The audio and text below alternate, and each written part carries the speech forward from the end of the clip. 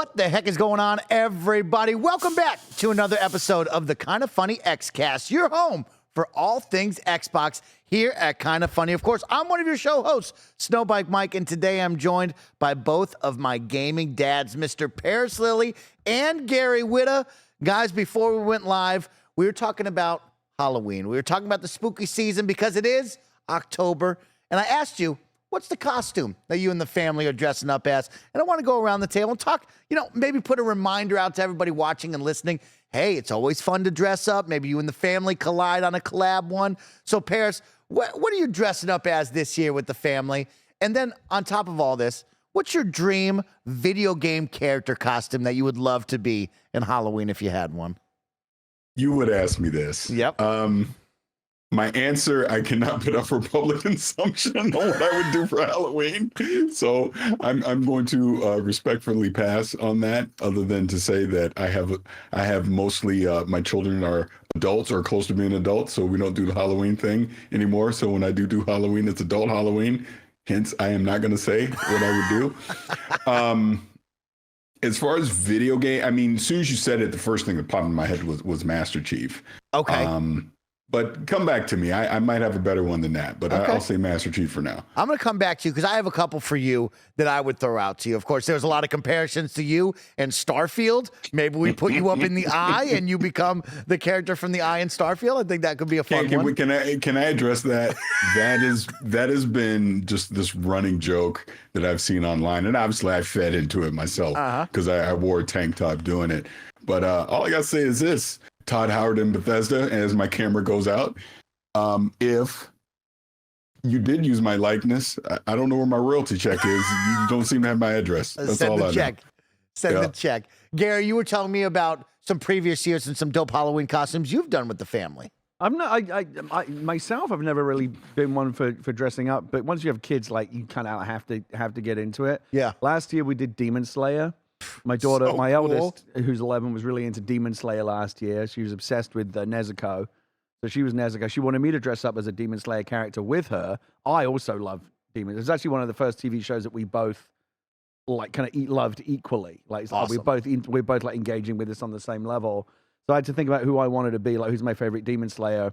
The answer to that is Inosuke. The problem is like the thing with the boar's head and the whole thing. It's plus, I'm not. You got to be ripped to be Inosuke. You can't go dad bod on it? No, there's no dad bod version of Inosuke. So I went with my second favorite Demon Slayer, who is Tomioka. Okay. And I got like this bad. I ended up looking it was a cheap wig. I looked less like Tomioka and more like I was like in a bad like 80s hair metal band. Yeah. But I had the robe, the kind of the split robe, which is really really cool. And then this year I'm not really planning any. I said before, I was telling you before the show, I want to do like the full X-Wing pilot thing at some point, get like the full costume. Because I don't want to wear like the shitty one that you get from the Spirit store. Like, if I'm going to do it, like you got to do it like, oh wow, like you see these really good cosplayers where they clearly made it really good. Yeah. I think and that leads me to my, excuse me, to your other question about like what would be your dream video game cosplay Halloween costume. Of course. And I hadn't really thought about it until that moment, but like it's funny, the answer came to me instantly. But again, it would have to be like full on, like professionally, like badass, like stepped off the movie version. Yeah. Gordon Freeman, the Hazard suit. That would be so cool. Dang, That's Gary, that I'd would grow a be little cool. beard out. I've got the glasses. Yeah. I think the Hazard suit would be amazing. I would love to definitely original like OG, with the crowbar, Half-Life 1. That's a great poll, Gary. Yeah. I like that a lot. Yeah, I go to, of course, my dream has always been, and I've said it on this podcast, previous Halloweens, is I want to make a Spartan outfit. I want to go on Etsy and buy the special Spartan outfit, have it customized to all of my favorite colors, and have the cool, probably Hayabusa helmet, you know what I mean? And that's all I want, Gary. I also saw a badass, I think they made, I just forgot the name of it, the scary snipers and Halo, from Halo that are on the side of the brutes and all that jazz. Oh, come to me. Somebody will have it. Someone made an incredible cosplay costume of that character, and it was so badass. The jackals. Okay. Yeah, real scary looking, super tall, ugly, gross stuff. Very well done. So Do you shout get out to into them. Halloween, the horror, you like the scary movies and the whole spoopiness of the season? I'm not a big scary movie guy, but I do appreciate a good scary video game every now and then, right? Shout out to, of course, Supermassive and all the Dark Pictures anthology games. I love those. I think they knock it out the park with Until Dawn, to The Quarry, to everything Yeah, in we had the a lot of Dark fun with the Pictures. Quarry last year. That was great. I love those games. And I will say my favorite game right now is the Outlast Trials. I think what they did with Outlast and making it multiplayer and making it still scary, fun, and like heart-pounding, like intense action, really well done. Funny, If you're I just looking had for a this game. conversation with someone the other day, because it's October, people talk about this stuff, and I was saying that I like a good horror. I like a good scary movie. Yeah. I can't do horror video games anymore. Really? Because it's a closer level of immersion. Oh. You know what I mean? Like when you're watching a horror movie, that shit's happening to other people on the screen. when it's a horror game, that shit's happening to you. It is. I told you the story. I told you the VR story, right? No, tell us. Years ago, I went to like the first. They had a private demo of PSVR before it was a thing. Like, it was like the first. Okay. It was me and Larry Nelson was there. Strangely enough, sorry, Larry Herb, Major Nelson. Yeah, was shout out there, to Major Nelson. and Megan Scavio and a couple of other like games industry people got this private demo, and it was like a release like beta version of the headset, and we tried a couple of things. They had this. They tried 3 different games. One was like this asymmetrical. I can't remember what it was. It was like 1 person versus 4, and you saw different things in the headset. It was kind of cool. The second one was that London heist. Game that became a thing where you're like kind of shooting out the side of a car, and it's all very oi governor and that kind of stuff. And then the third one was they said, okay, for this last one, we're not supposed to tell you what it is ahead of time. And I was like, hold on a second, because like I'm very susceptible to VR. Like people have different tolerances to VR. I'm fine with it, but like when that feeling when someone's like really getting in your face or jumping out of you, like I'm really like that. Like I couldn't play like Resident Evil VR or anything like that. Just not even. No, I'm having none of it. Because they have a low tolerance for video game horror, and VR horror is obviously that leveled up several times. It's that much more immersive. So I'm already like my spidey sense is tingling, and I'm like, no, I need to know what it is. And they said, well, all we're allowed to tell you is it's called The Kitchen. And I'm like, that tells me nothing. I'm not doing it unless you tell me what it is. And so they seriously, they had these instructions to not tell anyone what it was. So they went away and like talked, and they came back and said, okay, we're allowed to tell you this much. Are you familiar with Japanese horror? And I just walked out. I just fucking left. You didn't even take the demo. Just got up and left. Because that demo ended up being like Didn't it end up being PT or something? Or no, it ended. I think it. That was Resident Evil 7. Resident Evil 7. So like, no, I'm not. Nope. Okay. I'm not having it. He's not having it. I'm not having it. Parris, I circle back to you. Were any costumes coming up in your mind? And also, give me some good horror games that you'd recommend to the people for October. Again, you put me on the spot, but I did come up with another character, Coltrane from Gears of War, of course. Hey, being a brother in gaming, there's not a lot of options, right? So but yeah, the Vladimir one, obviously from Starfield, would be one as well. So, Parris, if you did, that'd be so funny. You also, you were just on an incredible cyberpunk lore show. I was going to say, why not go full Idris? You had an awesome outfit. Like, you could just go cyberpunk on him, Parris. It'd be great. Dude, I wish they would have let me kept that jacket. That jacket was awesome. I thought for sure they'd let you walk out with that. Yeah, speaking of, you may not have seen it watching the video. It was hot as hell in that jacket in that studio. They didn't have any AC. I was dying the entire time. But no, it was a really dope jacket. But games, I mean, it's the top of my head. God, was this the GameCube? Oh, it starts with a C. It's driving me crazy. Again, there's a really good one that launched with the GameCube, I want to say. Or was it the Wii? It was one of them. Crap. Now I'm forgetting. Obviously, all the Resident Evil games. The only one I can think of, there's a horror game that started with a C that launched with a system was Condemned. That's it. Oh, do you remember that game? Yeah, Condemned. See that? Whoa, that was a crazy game. Yeah. Mm-hmm. What did that launch? What system was that a launch game for? I can't remember now. I think it's the Wii. Now I'm thinking it's the Wii. I don't think it was the GameCube. I'm pretty sure it was the Wii. No, I feel like it was like. Well, I believe it was on like Xbox 360 as well. I remember that. Was it? What was it? Now I need to know. Okay, I'm looking it up. Barrett will also look it up and back me up on that one, I'm sure. I have Condemned. Because it was a Sega Criminal game, Origins. Right? Wasn't it? Didn't Sega make that game? Yeah, I think it was. Yeah, that was Sega. Maybe it was was it a 360? I got title? Xbox 360, Monolith Productions, and Monolith. It was a 360 Condemned. Title. There you go. What I got over here. Yeah, there you go. Okay. I like that poll right there. And man, there's so many great ones. In of course, Fear. Fear. Fear, yeah. Yeah. Oh man, Fear was scary. Oh, because it had the creepy the girl with the I can't do the girl with the hair and the whole thing. Yeah. No, I'm not having it. right, Gary? None of that. We can't have any of that. That creepy girl from The Ring that crawls out of the TV. Like I know that's just one example. It's got to be the ultimate scary. Like, there's a name for it, but that particular kind of like Japanese ghost is like that vengeful ghost with the hair and the whole thing. Is like not doing it. Give a little love to Tango Gameworks. Want to shout out Tokyo, Ghostwire Tokyo. Yeah, that's why I could play that, because I saw one clip of that. It had one of those girls in. Nope. Yeah, it wasn't my favorite game, but I think I praised it during the review, was the side missions and getting like the backstory and the urban legends from that Japanese culture. I thought was really, really cool and well done, and kind of spooky at some point. So shout out to Tango Gameworks with that one. Always got to give some love there. I played The Quarry with Leah last year, and that was fun because we were playing it co-op, because it has co-op baked into it, and because it's kind of campy, right? It's like kind of a parody of all those slasher. It has scary moments, but it's not like Hereditary scary or like one of like truly horrific.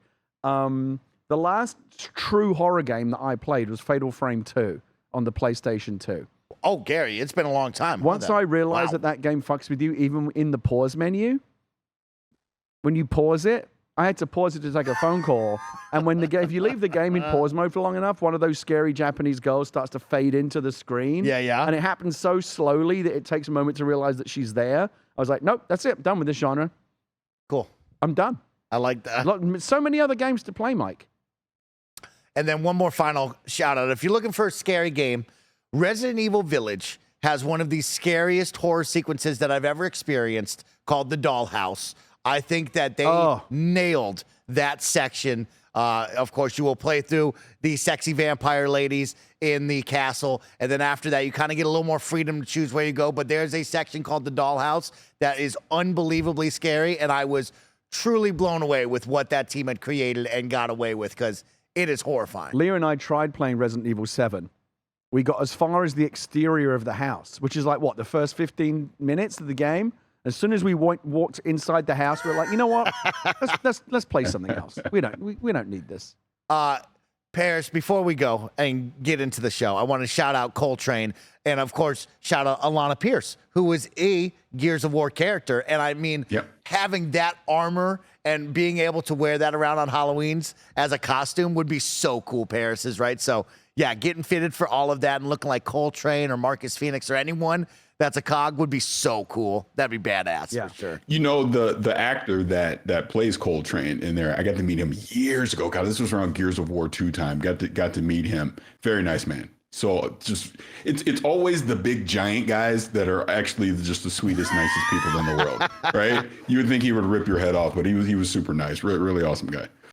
Guys, we have a fun show to get into. Of course, I'm looking at an old school Xbox 360 box, or so you thought. You would think, right? Tell Looks like one. In just a moment. Of course, this is the Kind of Funny Xcast. We post each and every Thursday at 6 a.m. West Coast, Best Coast time on youtube.com/kindoffunnygames, roosterteeth.com, and of course on podcast services around the globe. Don't forget, we are now Epic Games partners, which means if you are buying games off the Epic Games Store, upgrading your look in Fortnite, Rocket League, or Fall Guys, please use our Epic creator code KindaFunny at checkout to help support the team. And talking about support, we always like to thank those who support us over on patreon.com/kindoffunny, like our Patreon producers for the month of October, Jedi Master Deadpool and Delaney Twining. Thank you both for your support. This week, the Kind of Funny Xcast is brought to you by DraftKings Sportsbook, but I'll tell you all about that in just a little bit. Guys, let's get into it, because I got a special box here. We got a special gift from our friends over at Mattel, and I want to talk about this. But first, when you see this box, you see the OG Xbox 360 box, what's the first thing that comes to your mind? Happy memories. Yes. Give me a couple happy memories. It's funny. I got sent one of these. Thank you very much, Mattel. Yep. And I tweeted a picture of it, and the caption was, my 11-year-old daughter looked at it, and she didn't know what an Xbox 360 is. It was, they've come and gone before she was born. But she wanted to build it. She loves to build, Lego and that kind of stuff. And so we'll build it. I said we build it together. And I said, I told her, I said, while we're building this, I'm going to bore you to death with stories about how Xbox 360 was the greatest Xbox generation. Yeah. This series generation may in time eclipse it. It's too early to say. But in terms of like what's already come and gone, the way that you would have to rank the 360 the Xbox generation so far, again, putting the series aside because it's in progress. 360 top, OG in the middle, and Xbox One dead last, right? Who would disagree with that? Who's going to fight you on that? No one. No one's fighting you. But the three, I mean, it really was like if I think about like the consoles that I have the fondest memories of, and everyone has their own unique path. And I grew up in the UK, so it was a slightly different path for me. I didn't have an NES or whatever. I had, it was more Commodore 64 and Amiga than it was NES and Super NES. Although I did have a Super Famicom that I bought from a friend that he'd imported from Japan. But like in terms of like, you can talk all day about what's the best console, but like for me, it's personal, right? It's like what are the consoles that is most associated with happy memories? Yeah. And the three I would put would be the Sega Dreamcast, still one of the greatest consoles of all time. It will never fully get the credit it deserves. It was ahead of its time. The Xbox 360.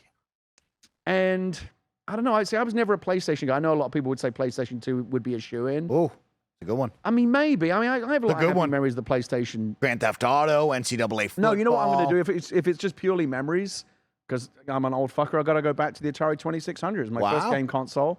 Okay. And those games don't hold up at all. You don't want to go back and revisit them. Yeah. But it was a foundational. It was the first time actually playing like, you can play video games at home. Yeah. And it was, even though they were just blibs and blobs, it was incredible. But the 360, absolutely. I think if you were going to try to do like as objective as possible, like 5 best game consoles of all time, I feel like the 360 is gonna fight for a slot in that top 5. I love that, Gary. I agree with that. Even with the PS2 and everything else. I think it's up in there, Gary. Yeah, I think of happy memories is right. I think of midnight launches, Gary. This was the first console I ever attended a midnight launch for. Shout out to my mom, who waited in line all throughout the day when I was at school at high school, and then sat with me all night long, and then even stayed to purchase the console when I had to go back to school the next day. So shout out to moms everywhere for being incredible. But yeah, I think of midnight launches. I think of Halo 3 and all of the big impact that it had on me. I mean, that was the first time where I came into school the next day and everyone was talking about the same thing. And it was Halo 3. And it was like, wow, this is so cool that other kids like me are playing games at home. And like, I could talk to anyone that I've never met before and we're all sharing the love for Halo 3. Do you remember the launch lineup? I mean, I bought NBA Live 06. There was Cameo, I believe. Yes. What else was there? Perfect Dark Zero. Perfect Dark Zero, man. Bought that. Played a lot of that. Project Gotham Racing 3.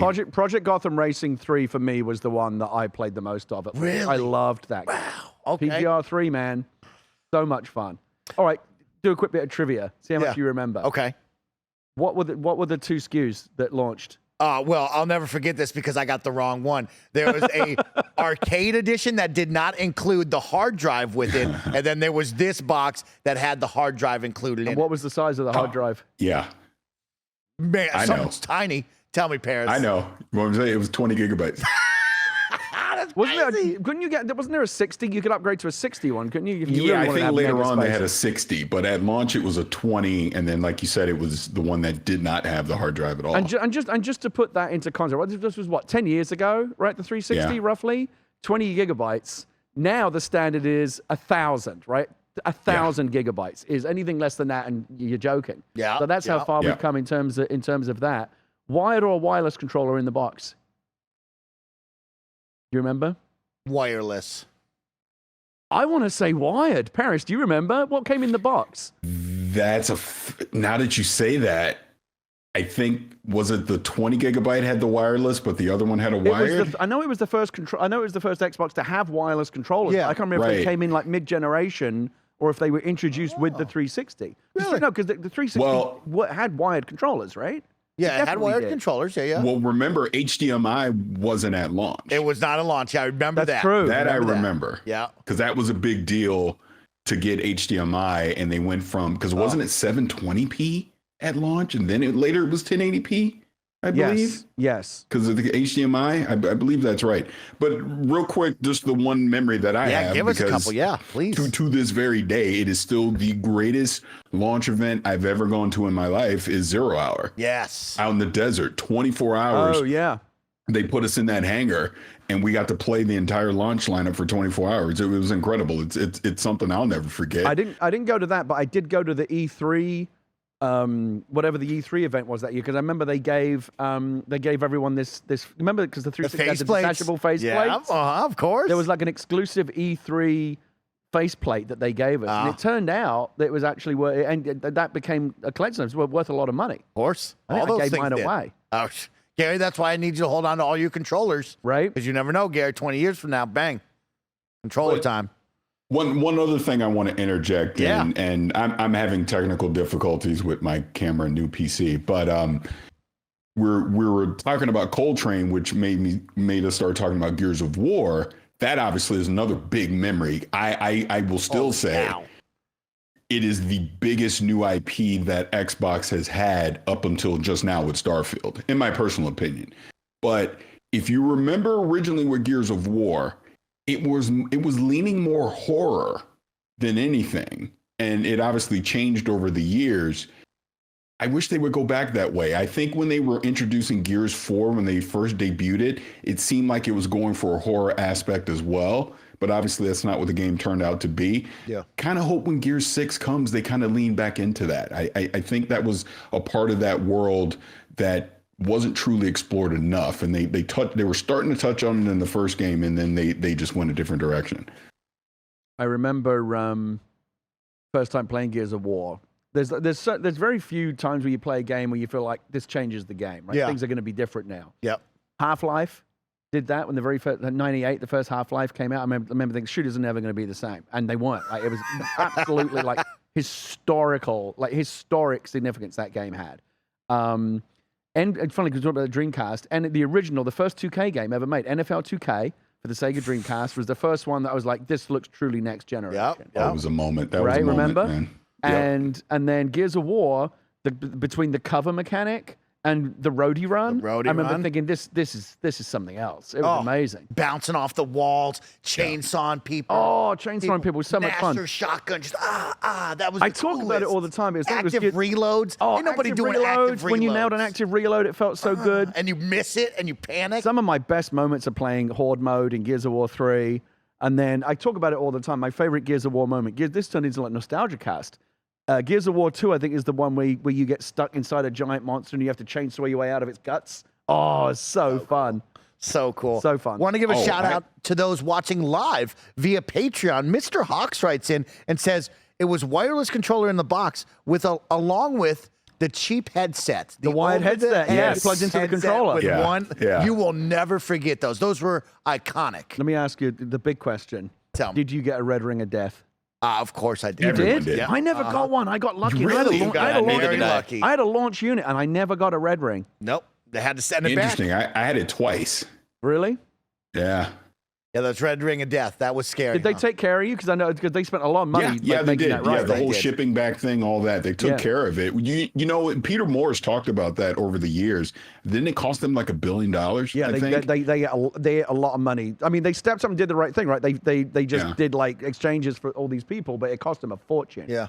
Another one I want to shout out in the live chat, Omega Buster says, I think the Peter Jackson King Kong was also a launch title. Yes, if we want to add that to the list.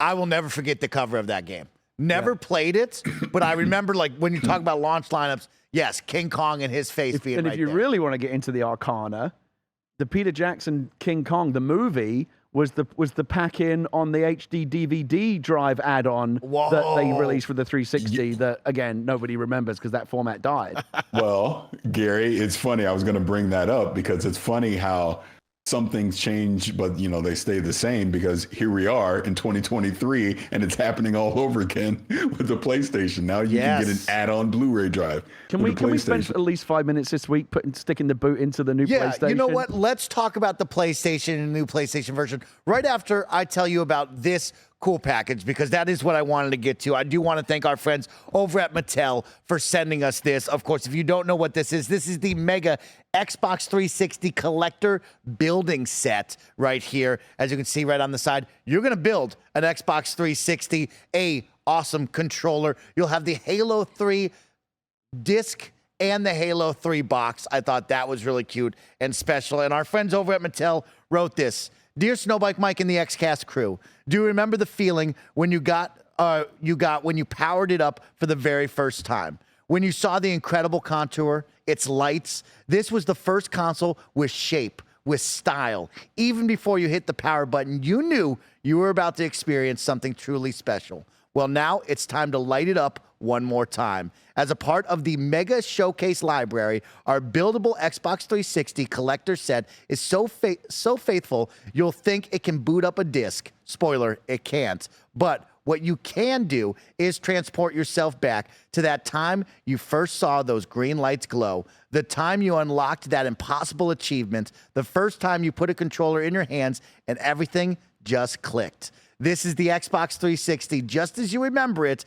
and now it's calling on you to build one more memory, one more all-nighter. So are you game? Because it's time to jump in again. It's funny, they actually go to lengths on the front of the box to point out this is not a functioning game console, because otherwise people are going to be bringing up, what the hell is this? Yeah. They make it very clear that it's not. Do you know what the scale is? Because it's small. I think it's like 80% or something. It's not. I thought it was 3/4. Yeah. Something like that. Yeah, it's close. 3/4 scale model. But the 360 box was big. It's close enough to think, was that the size of the box? No, it's a bit bigger than that. But no, I haven't opened it up yet, but like you get the controller that lights up, right? The hard drive detaches, the game box opens with the disc inside. You can even open up the whole thing and see the innards. So it's a very, very cool set. The one thing that I kind of wish they'd done, because I have some fun with it, like the green light, the green ring on the front, have an alternate red version of that as well. Gary. Just for fun. Come on. Okay, just it's for been fun. long enough, right? I think they could take it. No one's going to say too soon on that one. Never. You can't say too soon. Comedy equals tragedy plus time.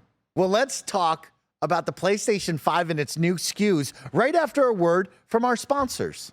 This episode's brought to you by DraftKings Sportsbook. The NFL season is going strong, and DraftKings Sportsbook is hooking new customers up with an offer that's even stronger. You can bet $5 on any game this week to score $200 instantly in bonus bets, and DraftKings isn't stopping there. All customers can take advantage of a sweetener offer every game this October. There's a ton of these football games happening, and each and every one, you're going to want to be there on DraftKings Sportsbook. You can get in on the game day greatness. Download the DraftKings Sportsbook app now, and you can use code KindaFunny. New customers can score $200 instantly in bonus bets when you bet $5 on the NFL. That's code KindaFunny only on DraftKings Sportsbook, an official sports betting partner of the NFL. The crown is yours. If you have a gambling problem, call 1-800-GAMBLER or visit www.1800gambler.net. In New York, you can call 1-877-8-HOPENY or text HOPENY, which is 467-369. In Connecticut, help is available for problem gambling. You can call 888-789-7777 or visit ccpg.org. Please play responsibly. On behalf of Boot Hill Casino and Resort KS, licensee partner Golden Nugget Lake Charles, LA. 21 plus age varies by jurisdiction. Void in ONT. Bonus bets expire 168 hours after issuance. See sportsbook.draftkings.com/football terms for eligibility and deposit restrictions. Terms responsible gaming resources.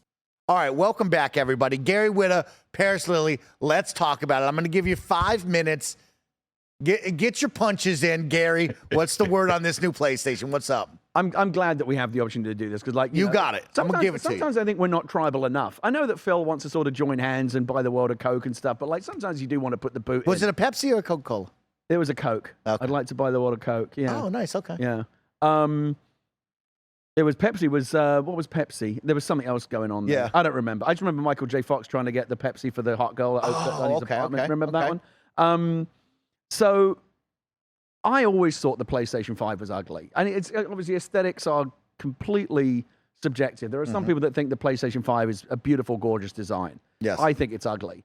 Leah, my wife, hates it so much that she, like, when I brought the PlayStation 5 into the house, she wanted to get a whole new TV cabinet that would allow us to stow it, like, so that when we're not playing it, we can close the door over it. Because she didn't want to have to look at it. It's so fucking ugly. Yeah. And I agree. I think it looks preposterous.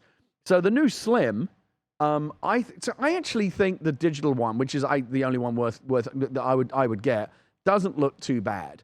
Okay. But they somehow made the disc bump on the disc version somehow look worse. Yeah. That to me looks even uglier and shittier than the original one. I kind of wish they had taken the opportunity to like completely redo the design, something less ostentatious. I don't like it. Okay. It's really weird to me that you can't put it in horizontal orientation. No, wait. Horizontal you can, right? But Comes with the horizontal way they're stand, advertising vertical is not ready yet. the way that they're showing it in their product shots is actually not how you can have it on day one. Yeah. Right? So that's weird to me. And then weird pricing. I know that they bumped up the SSD in the digital, but they've also bumped up the price. Yeah. So the digital versions actually go. You typically expect the prices of things to go down over the course of a generation as the technology, they find cheaper ways to do things.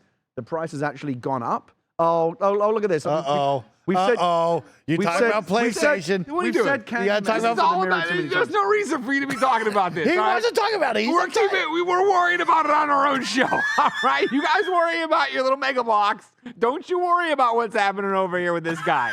All right? He lost some weight. He's got a weird tumor. It's okay. He's got something new. Talk about Phil Spencer. I'm curious. Something I want to say too. Since we have you, Come here. I haven't had a chance to ask you. What do you think? Whatever. Are we just talking the visual style? I walked in and I was doing something else. I mean, I was just saying the digital one I don't mind so much, but they somehow made the disc. Yeah, the disc drive's ugly as hell. It looks shitty. And what's the point of you can add a disc drive afterwards, but that ends up costing more? Yeah. What is that? Well, you're penalized for not making your choice right away. I guess. I mean, they want you to buy the digital so that they get the revenue. I've said before, I'm not that tribal. I'm platform agnostic. I like Xbox, but remember when we did the L-cast? I'll put when Xbox is not doing great, I'll put my hands up in a minute. Xbox was putting up L's. Man, his arms have been tired this year. You know what I mean? I feel like it's Sony's turn to put some L's on the board, right? It feels that way. We don't lost your beloved CEO.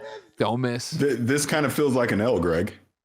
This kind of feels like a redesigned like a system. Fucked up creature the villain in Guardians 3 would create. Yeah. Here's my point, and I had to edit my initial tweet because when I first saw the all digital, I go, 1 terabyte.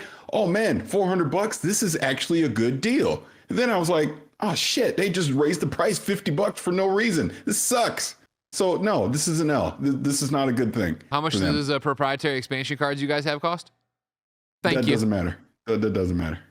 We took that L in 2020. We took that L a long time ago, is right. I still stand by. You pay extra to just slot it in the back instead of having to get the fucking screwdrivers out. Yeah. And take that thing. You got to take. I think we both know there's more to it than that. Mm-hmm. Parris, what do you think? Did they make it on the new one? It's easier now because now I think you can just take the panel off on the side and slot it in. Okay. Yeah. Oh, can you? Oh, nice. Yeah. That's great. Parris, what are your thoughts on the new PS5 redesign? And also, if we turn it into an Xbox conversation, right, what did you learn from this that, of course, Xbox will have to do with their mid-generation updates that I'm sure will happen here? What do we think? Yeah, so I'll answer it 2 ways. So just go back to what I just said with Greg. I mean, yeah, I thought the all digital at first glance, this is cool. They've upped the storage on it.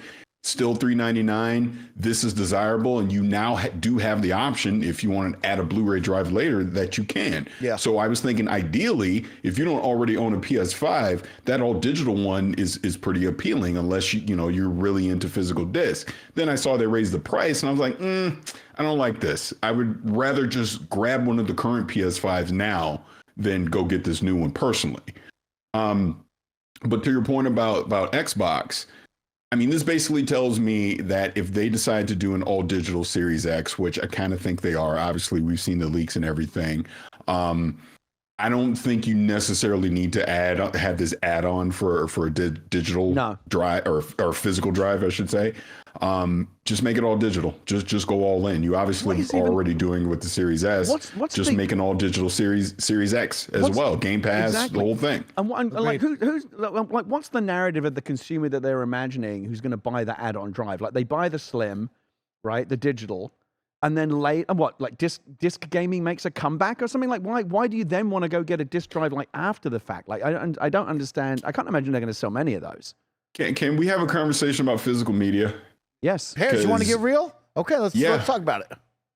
Here's the thing. There's clearly an audience out there that covets physical media. There's collectors, the whole thing. But the reality of it is these companies are moving away from it.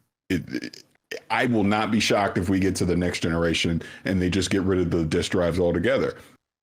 They want you in the digital platform because that's how they make the most money. They get rid of the used game market. Obviously, Xbox tried this back in 2013 and had to quickly pivot from it.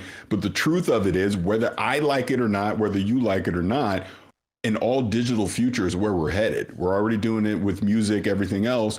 It's going to happen with games. It pretty much exists right now. And again, I can only speak for myself. For myself, the only physical next generation disc that I own is Cyberpunk 2077 on the Xbox. That's it.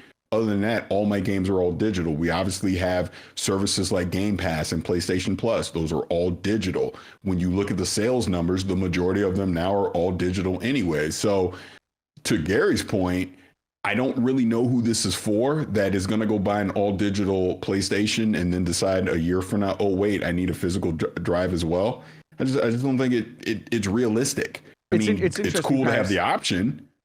This could have been an opportunity for Sony to phase the disc drive out mid generation. Say, here's the new version, and it's just going to be without a disc. Mm-hmm. Yeah.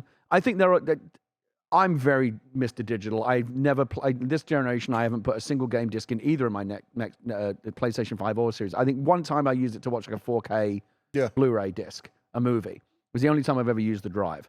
I don't ever intend to buy physical media. It's a hassle swapping discs, and I don't have the space to keep them all, and digital is just way more convenient. There are legitimate concerns about game preservation, which I think is a big one, and consumer rights. But in reality, the companies aren't going to come and take your games away any more than the government's going to come and take your guns away. I'm just trying to figure how many piss off in one sentence.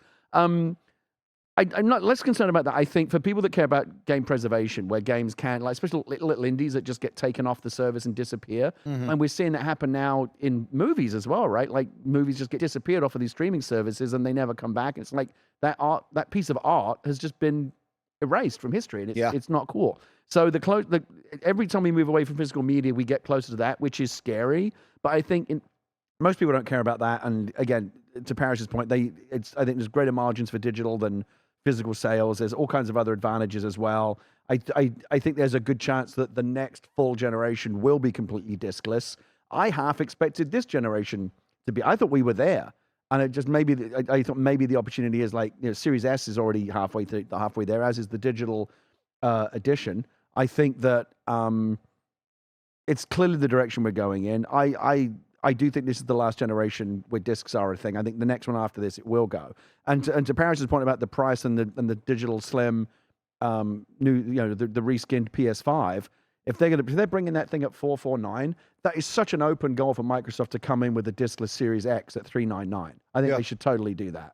Yeah, I think that's the interesting part we talked about with you, me, and Parris previous weeks about the leaks, right? Of what Parris said is, these plans have probably changed a lot already, and it does suck that they have now been put out there, and we speculate, we think that they are truth, and this is the end-all, be-all. But in all honesty, Xbox and Microsoft have wiggle room. They have chances to realign with what they want to do. It will be interesting to see their announcement on a mid-gen console refresh. And where do they stand after what we just saw with PlayStation? I could kind of see myself picking up that digital slim, because I have been looking for a PlayStation to have in my office so I can stream PS5 games.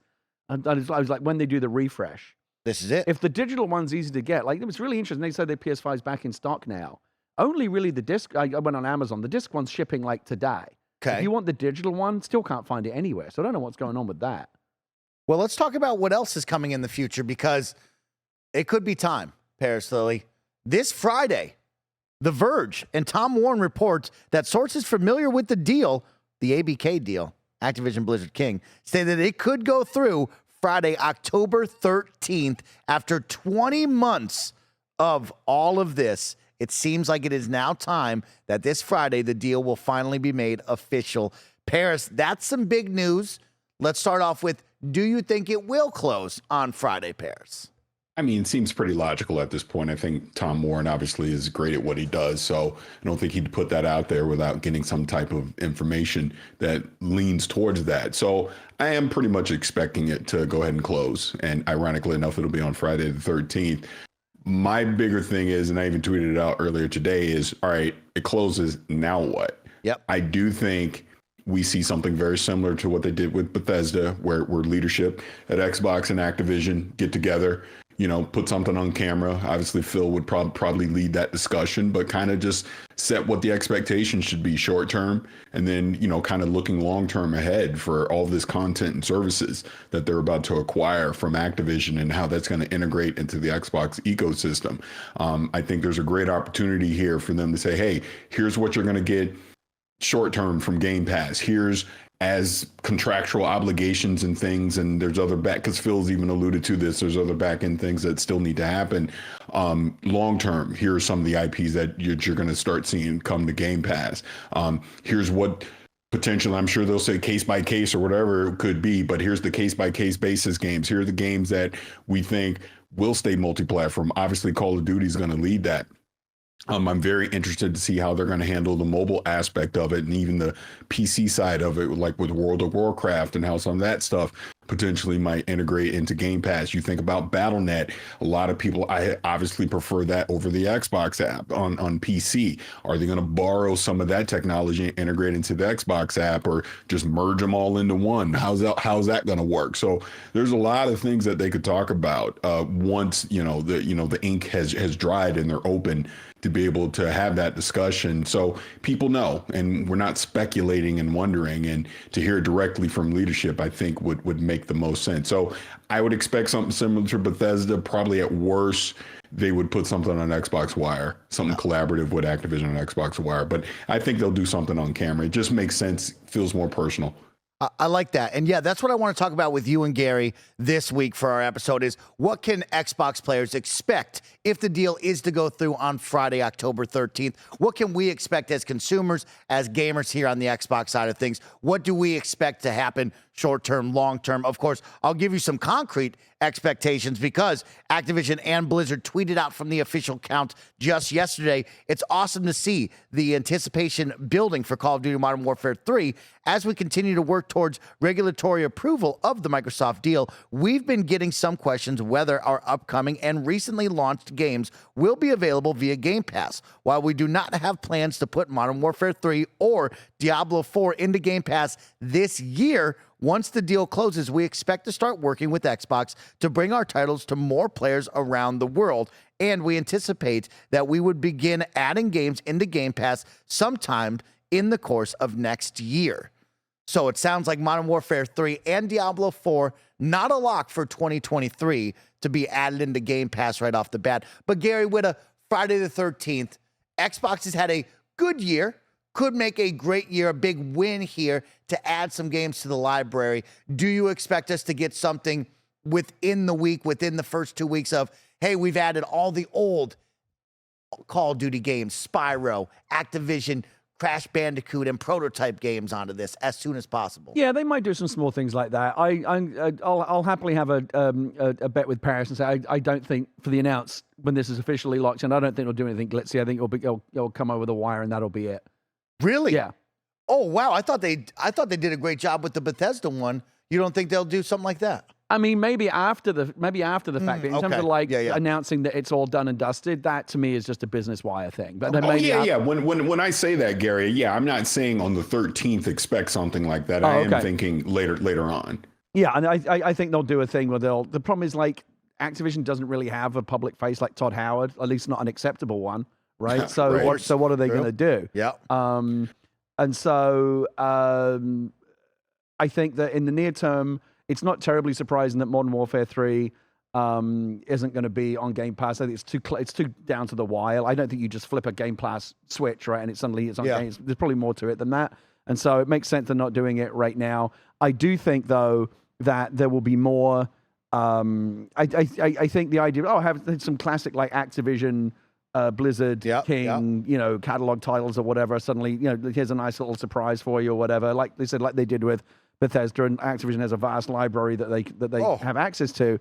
There's some other interesting things as well. I mean, I think that you will see other benefits be conferred upon Xbox players of Modern Warfare and Call of Duty games going forward, in the same way that when Activision used to negotiate those third-party exclusives with Sony, like, Spec Ops mode, only available, 1 year exclusive, which is basically the life cycle of a Call of Duty game, right? Only on PlayStation. I think you're going to see that stuff move over to the Xbox side. Like, Xbox is going to become the preferred platform to play Call of Duty if you want the best experience or the best value or whatever. Not just in Game Pass, but in terms of DLC and other benefits that they'll be able to make exclusive or Right, day first, one on timed on exclusive Xbox, for yeah. Xbox gamers. I think that's going to happen. Wider questions like, what does this mean for World of Warcraft? Like, would you get? Could you get a subscription to World of Warcraft with Game Pass? Who knows? You're Game the Pass WoW guy. Ultimate? Let's be real really quick about WoW. Can we drop the subscription if you're a Game Pass Ultimate member? Are you going to give them 3 free months to hopefully get them hooked? It'd be a great way to get people What are you into gonna World do? of Warcraft, right? Exactly. I agree, At a time Gary. when it's been trending down for a while. Of course, Maybe still a a way to juggernaut, give but it a boost. needs help. Needs I a little hear, shot in the I arm. hear though that World of Warcraft is not an easy game to get onboarded into these days. Like it's become a very complicated game and it's easy to get lost. I don't know. I still think there's an argument for a forked, but whether it's the same version or something different, like a console viable version of the Warcraft universe to come to console, I think makes a lot of sense. Yeah. But in the near term, I think again, I don't know how the economics would work, but it seems like from the outside, it would be cool to roll your World of Warcraft subscription into Game Pass Ultimate. That would be really cool. I like that. That one I don't think 100% because isn't it like $15 a month already for World of Warcraft? Yeah. That would seem like a huge lift. Maybe for you get them maybe you get a discount or something. discount. That's what I was thinking. Some kind of discount or like as an example, I'd even tweeted out today because just randomly last night I went in and started looking at Game Pass perks and I saw that Crunchyroll I could get 75 days of Crunchyroll. So I went ahead and redeemed that. So maybe to your point about you were saying earlier about maybe if you're a Game Pass subscriber, we'll give you the first 3 months for free. Yeah. Right. Or something like that. So to kind of get people onboarded and to at least try it. Those are the kind of conversations I would love to see them have, kind of talking about what their approach is going to be with this. Because, excuse me, when you think about a lot of those Blizzard titles and the things that you'll do on PC and mobile, how does that equate? If I'm an Xbox player on console right now, how does that benefit me?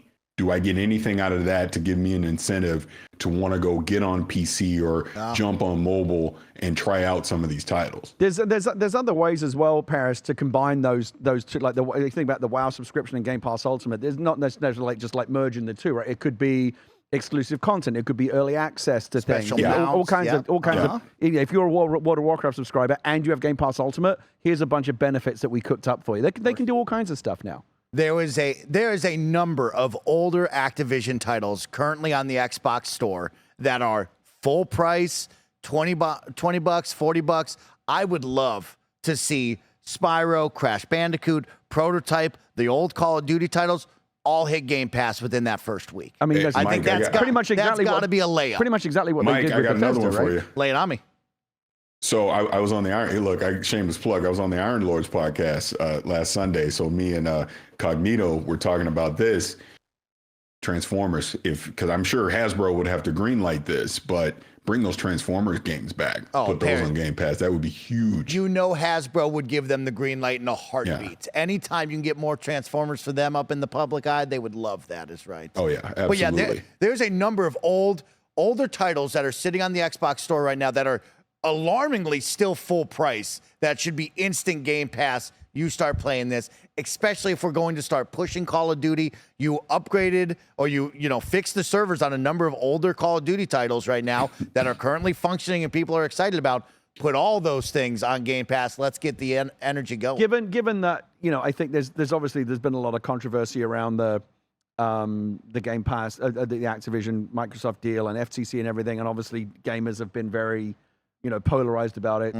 Is it monopolistic? Is it this? Is it this or is it that? I think it behooves Microsoft. It'd be a nice goodwill gesture to have this thing be ushered in with a bit of feel-good factor. Here's a bunch of free shit that we can look at all this stuff we can give you now. Agreed. I look over at the PC titles. I know Gary and Parris just brought it up on BlizzNet. I mean, you look over at Warcraft 3. Reforged, right? You think about the Diablo 2 remaster over there. Think about StarCraft right now. Yes. Like, give me the benefit of when I go to that Blizzard account, all of a sudden I get these games, right? Whether they're free to play, whether they're not. Let's just get all these games going right here to make me want to click over there. And also, hey, Phil and the team, you got a great MOBA in Heroes of the Storm. Maybe we kind of give that back to the people and we bring that back. And it could end up actually being a shot in the arm for some Blizzard games that need it, right? Diablo 4, after a terrific start, has basically gone off a cliff, right? The player numbers have gone right down because there's a lot of dissatisfaction with, with the seasonal content. That may get fixed with the paid DLC, and I think Blizzard's like desperately trying to figure out a way to get it back on track. But like making Diablo 4, because I want to steer it back to stuff with what Warcraft knows great, but that's PC, right? Stuff that can be on Xbox. Diablo 4, I've played it mostly on Xbox. If they added that to Game Pass Ultimate, that could be a great shot in the arm for Diablo to get the player counts back up. Because right now people are moving away from it. When do you think, Parris? My guess is March. They said no 2023, but in reality, Diablo 4 on Game Pass, I think it's got to be March at the latest. Q1. Oh yeah, if there isn't anything like contractually or some kind of weird license snafu, I think the sooner rather than later. So to your point, I think it would be early 2024, get it on there. The Call of Duty one obviously is different because it does seem like there's some contractual things that are in place that's going to prevent at least the newest version of Call of Duty coming to Game Pass anytime soon. I wouldn't hold my breath on that one till probably 2025. I believe Sarah Bond during the court proceedings did say 2025 for Game Pass. So I think we can wait on that one for sure. But yeah, a game like Diablo 4, that's got to come right away. As Gary said, that game needs player count. Yeah, and one other thing, because I just thought about this, because I'm actually going to attend this year for the first time. BlizzCon is early November, so if this does all close, that would give them a few weeks. They could, maybe Phil winds up showing up at BlizzCon or something. They have some big announcement there. There's some buzz around BlizzCon this year because Blizzard needs to make some big announcements to get to right the ship. Because again, there's still kind of Diablo 4, like I said, had an incredible honeymoon period and then went south really quickly. I drifted away from it. Overwatch 2, that's a whole mess. That needs a reboot. Chris Metzen coming back. I think Chris Metzen coming back for BlizzCon will be a big deal. Like I said, maybe Phil makes an appearance. Blizzard desperately is still trying to get the feel-good factor back, and this could be a way for them to do it. Yeah, absolutely. Because if the ink is dry, what's to stop them from any major announcement they have to say, and this will also be on Xbox Game Pass? Can I just say something? Yeah. I'm looking at myself on the camera there. Tell them. I think if you catch me just in the right... No, go back to the original one. Go back to the wide. Yeah, go back to the wide. Stay there. With these sunglasses on, if you catch me just the right way, you think I look a bit like Daniel Craig? Yeah, you do. I see it. Let's get you the suit, man. Yeah. Let's get you out something there, right? Yeah. Yeah, I can get myself a nice gray tailored suit. I think I could do it. Where's Parris laughing? Maybe we hit up IO Interactive and we let him know you could be Hitman. Yeah, maybe. You could be the. You could be. I could be the man. You could be the guy. I guarantee you, my image rights are a lot fucking cheaper than Daniel Craig's. Did you just unbutton one of the buttons? No, it was already. I want to do. The coolest James Bond moment ever is when he jumps off the back of that train and then fixes his cufflinks. Yeah. I just trying to do a little bit of Just give him a little something right there. Trying to add a few. You could be the new 007. Even closer up, I think it holds up. Daniel Craig. We're the same age. No, that's amazing. Yeah. Wow. Okay. Well, now you heard it here first, ladies and gentlemen. I just caught myself there, and I thought, why not? I love it. Anyway, what's up? Let's talk about another team that's trying to get that feel-good feeling back. It's Halo Infinite, and 343 Season 5 Reckoning drops October 17th, so that is next week on a Tuesday. Myself and the team will tell you about our experience next week on the podcast. We're going to have some fun. We'll check it out on release, and we'll let you know what we think of the new season over there. Plenty of details to go around from new maps, a new battle pass structure where it's only going to be 50 tiers this time around instead of 100. They have found a way to streamline the battle pass a little bit differently than before when it comes down to, of course, cosmetics like your skin color right now can go on all of the armors instead of just one, right? Which was insane. I remember that being annoying. And then, of course, we're not doing a left shoulder pad and then on level 22, the right shoulder pad. We can put both the shoulder pads together. Well, that's nice. They do come as a pair, right? Shoulders. That is a wild there. Give me a vibe check on Halo Infinite right now, because it's been a while since we checked in. Are the vibes on or are they off right now? The vibes are on. The gameplay is still solid. The gameplay is a ton of fun. I think for players that have lost the love, I think they're off right now. But Season 5 has a lot of energy coming into it. If it does stick the landing, we'll talk about it next week. I think the vibes could be on. I think the vibes could be positive. Tell me. Can I say this? So, we've obviously been going through a crazy review time now. I feel like it's slowing down that I actually have time to just go play things that I want to go play versus trying to review stuff. I'm all in. I'm all in. He's all in on Halo. From what I've seen, what's coming with season 5, this is the kind of content that we've been expecting the past couple of years with Halo. This looks fantastic. I love what they're doing with Forge. The fact that they're adding AI into Forge now. So just imagine some of the crazy stuff that's going to come out of this. What does that mean? How are they going to use AI in Forge? So now you're going to start to see grunts and brutes and elites. You know, not only just PvP, but you're basically going to have PvP and PvE content within Forge maps. Yeah, so it's really going to scale up just some of the challenges and situations that you're going to see on some of these maps. And we already know this community out there. There's some very creative minds. So I'm excited. And to just see some of the new armor that's coming in that floods, I'm in. I want to play this. This is the Halo that I want to play. So I'm excited for it. Flood-inspired armor, Gary. Oh, wow. Kind of ugly looking, kind of cool looking. You know what I mean? It's like one of the, it's like that vibe. Ugly, so yeah. Yeah, exactly. Another game that's looking to recapture that magic or just find that magic.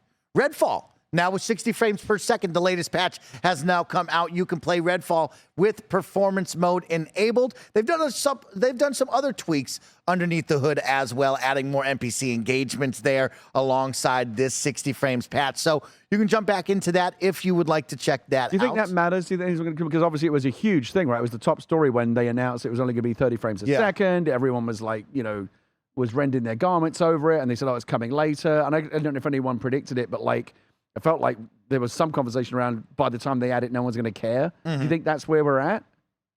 Parris, I think there was something more foundationally wrong with that game when it came to mission structure and the engagement, making it feel fun. The moment to moment was not fun, right? It was very much go to point A, kill 5 vampires. Yeah, I had bigger problems than just frame rate. Yeah, so, have they addressed any of those, or is it just frame rate? They've added some more engagements out in the open world, so I do think that will be it. You can finally stealth kill. You can stealth kill now. Takedowns now. That's a They've big deal. improved the AI as well. And I don't mean to interrupt, but I'll just say this. Let's go back in time. Obviously, we had Phil on this show, and that was, a needed but uncomfortable interview that we did. And we obviously had to hold his feet to the fire about Redfall because of the poor state that it launched in. But I do give Arcane, Bethesda, Xbox kudos for living up to their promise of we will deliver 60 frames. And they did deliver it. We got it.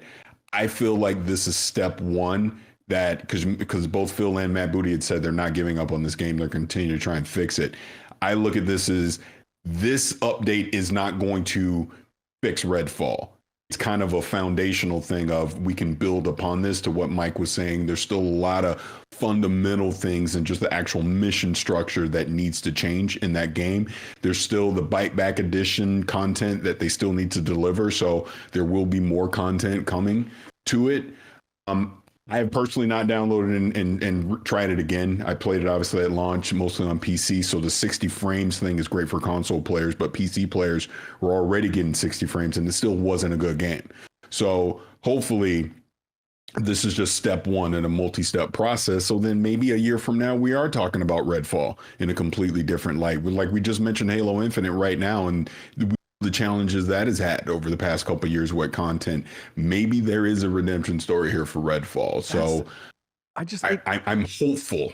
I think it's so hard. This is not going to be it. This isn't going to be the fix all. It's so hard to get gamers to come back to something after you've difficult, that Gary. first impression. Redfall landed with a thud, right? It was like everyone was piling on. It became the fashionable game to pile on when it came out. Everyone was doing the videos about how bad it was. Like once a game like that, once a game has that kind of stink on it, it's hard to get people to come back and give it a second look. 100%. Right? Like Cyberpunk did it, but that was such a high-profile game, and it took what? How many years 3 years. to get it to a point? Yeah. And it's there now, but it cost them a fortune, and it took them years, and it was such a high-profile game, they had to do it. Like I think we always knew it was going to get there because it was too big to fail. Halo, again, you can argue too big to fail. No Man's Sky is the famous one, but like this, I mean, I'm struggling to think of any more beyond that. Like games that came out, landed with a thud, but then found redemption later. Like it's hard because like there's always something new coming. How do you get people to come back to a game that's like Redfall? Oh, Redfall's good now. Like how do you get people to come back and try it again? It'll take, in my opinion, because you think No Man's Sky in kind of a similar vein, it's going to take a huge expansion content. Huge expansion that completely overhauls everything that we're talking about, mission structure, all that, just the engagements. All of that. That's what it's going to take. If they're willing to stick with it that long, then okay. Well, that's but the thing. We're It's probably not seeing that till At 2025. some point, you're going to decide, are you just throwing good money after bad, right? Do you just move on? Like with Anthem, eventually they just said enough. Like just move on. I thought this team would just move on. Yeah. I thought we took that on the chin. Let's get you 60 frames. Hey, let's get this talented team on something different and more like where we need. And maybe they will. Maybe the 60 frames and the few other changes they made just enough to like close that out. You know, because if they'd never fixed the 60 frames thing, I think that would have stuck with them for. Oh, they never did fix it. Yeah. Oh, it always was just stuck at 30 frames, and then that becomes like a bad narrative for the console overall. So they fixed that. They fixed a couple of other things, but I don't see them doing like major. I don't see Redfall getting its Phantom Liberty, right? It just seems really unlikely. That's what you're going to need if you want people to go back. Yeah. Maybe make it like a big prequel. Yeah, it's got to be something. That's what it's going to take, though, in my opinion. I'll say this. My one silver lining that I think comes out of everything with Redfall, again, kudos to them to delivering the 60 frames, but I think the silver lining is there's no way leadership lets this happen again. I'll be shocked if we see a game come out in this state again from Xbox Game Studios. I think, if anything, this was a huge red flag to say, you know what, let's make sure we look at our processes again. Let's make sure we look at how we launch these games. And if it's not ready, it's just not ready. It has to be a teachable moment for them. Yeah, it has to be. Let's finish out the show with a fun one. Of course, our friends over at the KindaFunny Gamescast just came out with a brand new episode of the KindaFunny Gamescast. Greg called me an idiot, by the way. That's why I want to talk about it right here. And Blessing agreed a little too quickly, which is crazy. What was that about? So let's talk about it. They talked about what is going to be on Jeff Keighley's Game of the Year top 6. And they went around the room and talked about what is the top 6 going to be. What this is? Wait, are we talking about on Jeff Keighley's show? About the awards or his? Yeah, personal? No, not Keighley's personal. The Game Awards. The Game Awards, when they do the Game of the Year and they show off the 6 games. What are going to be the nominees? What are the 6? Okay. What are the 6 noms? All right. So what's the beef? What's the beef, Barrett? Do you know the beef? I don't know. It was like an hour-long podcast. I mean, I don't remember. It's not that difficult to fill out the 6 this year. I mean, I think the beef, obvious, right? The beef was mainly at Parris. Which was definitely with love, but they pulled up Parris's predictions. And Parris, what were your predictions? Greg just wanted to clown. Oh, then let's talk about Parris's predictions. I'll be the judge of whether or not Parris is an idiot. So they were just having fun. Let me be clear about one thing. There's a certain game that I did not include in my top 6 when I put that out because I'm actively reviewing it. And I'm not breaking embargo, but that's why I didn't do it. Okay. But I said Zelda, Tears of the Kingdom. Tears of the Kingdom. Super Mario Brothers Wonder. Baldur's Gate 3, Final Fantasy 16. What was the other one? Oh, Sea of Stars. And then what was 6? Crap. Now I'm forgetting what 6 is. I don't know. I don't have it in front of me now. But wow. Yeah, the problem is it's been such a great year. Yeah. That I can think of more than 6 games that you'd say, well, that's nailed on, right? So like at some point you've got to leave something out. Correct. Something's gonna miss here. And that's what we need to talk about. Because I don't hear him saying Starfield. Oh, Starfield. That was it. I just pulled it up now. That was number 6. Yeah, Starfield. I don't hear him saying. That's not going to be on the list. What? I mean, I'm saying if it's in your personal 6, great. I don't think it will be on the That's Game crazy. Awards list. You don't think Starfield and it's 6 will be on the top 6? The problem is I like Starfield a lot, and I still need to keep playing it. The more I play it, the more I like it. I'm looking at Parris's list right now. I think you can make I think Armored Core 6, you can make an argument for that. Yeah, I think it's 2. Alan Wake 2 will be another one that potentially could make that list. Diablo 4 needs to be on there. It won't I don't think it will. It won't be. I don't think it will. I don't think Diablo makes it. I had it on there originally, and then I was like, wait, you know what? That's not going to make it. That's why I put Final Fantasy 16. I could see another indie coming in, like Dave the Diver. No indies will make this. Yeah. I don't even think Sea of Stars is making this. I want Sea of Stars on there. Doesn't Jeff usually throw in an indie? But he doesn't decide that. Well, you know what I mean. Like, let me ask you: are the Game Awards the big category? Is it always dominated by AAA, or do indies you get a look at? I mean, indies will jump in here, but at least of recent memory of the last decade, I don't think any year has been this jam-packed like this one. Well, let me ask you this. I think there's too many juggernauts this year. If there was one slot reserved on this list for indies, is it definitely Sea of Stars, or is there something else that would be in there? Man, I really don't know. Yeah, I've heard a lot of love for Dave the Diver. I personally love Sea of Stars, so it's hard for me to guess just because of Dredge. So I'm looking at my Barrett's bias. list as well. And again, everyone's lists are going to be 90% the same, right? Because Yeah. nailed on, Baldur's Gate 3, Zelda, Spider-Man 2, Final Fantasy 16. Those are all nailed on. Super Mario Brothers Wonder, do we know enough yet? I mean, The previews There's were been a lot very of previews. positive, and that's why I took a guess at that. And that's also just another big Nintendo title this year. I feel like Starfield will get in just by the skin of its teeth. I think there's going to be enough people who rock for it, despite the amount of people who weren't as enamored with it. But I think there's too many huge games for I haven't heard like the people who play indies this year have loved Sea of Stars, have loved Dave the Diver, but I haven't heard like so much like overwhelming like from everybody in the industry. me wrong, Maybe Cocoon. Going back to the Starfield of it all, because this is the Xcast, it would be on my list. It's in my, say, for example, top 5 games I've played this year. I love it. And the more, like I said, the more I play it, the more I like it. And I've still got a ton of it to play. So I think it should be on there. I just kind of feel like it's not fashionable enough to be on that. I don't know. Just kind of feel, I don't know. I just don't know if it's going to be on enough people's lists. We said before, like, this is not going to be a game of the year type game. Really? Yeah. Well, I think it's got. But as a I think nominee, it's on. yeah, I think maybe. But again, it's such a packed year. This year is ridiculous. Yeah, like I think Jedi Survivor has no chance of making this list. And it was great. Right? And on any other year, it very well might. Right? It's just that there's something's got to give. There just aren't enough 100%. slots. Yeah. At the end of the day, it's really it's going to come down to and I think they said this on Gamescast. It's going to be Zelda or Baldur's Gate 3 that wins. I think it's but going to be. the I think Baldur's Gate 3. nominations. Yeah, but the nominations. I mean, there's arguably probably about 12 games that you can argue should make that top 6. Correct. In my opinion. Yeah, I mean, it's a good problem to have, right? What a year for games. Yeah. What a year. It has been an incredible year. It's an incredible And it's year. nice to see Xbox with Starfield up in this mix right now, right? Like, that's what we talked about. Forza Horizon.